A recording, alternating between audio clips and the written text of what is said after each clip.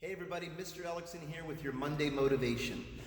Thought, concept for the day, for the week, is if you don't make a plan to succeed, you're already planning to fail. I'll say that again for the people in the back. If you don't make a plan to succeed, you're already planning to fail. This is a great one. One of the ones that really inspired me as a teenager, something that stuck with me my whole life. So, we all have ideas and plans. I'll tell you how it fit me. I was probably about 18, 19. I was getting inspired, having all these ideas. I was just getting ready to decide that I was going to do martial arts as a career full time. I was just getting ready to open my school, and I was filled with all these ideas, which, I'm sure we all have.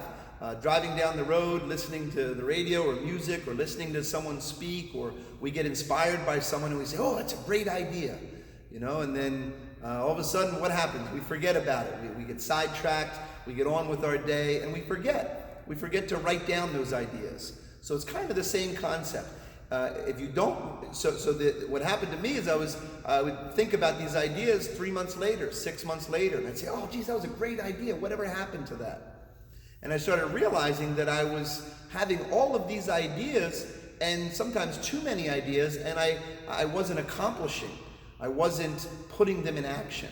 So the idea, it came into me, or I was actually talking to my instructor, and the concept said, if you don't make a plan to succeed, you're already planning to fail. So I started writing down my ideas. I started game planning, writing down goals that I wanted to do this week, that I want to do today, goals that I wanted to do this week, goals that I want to do this month, things that I want to accomplish this year. And I started writing down. I started making a plan to succeed. So the expression, if you don't write down your ideas, you're already planning to fail.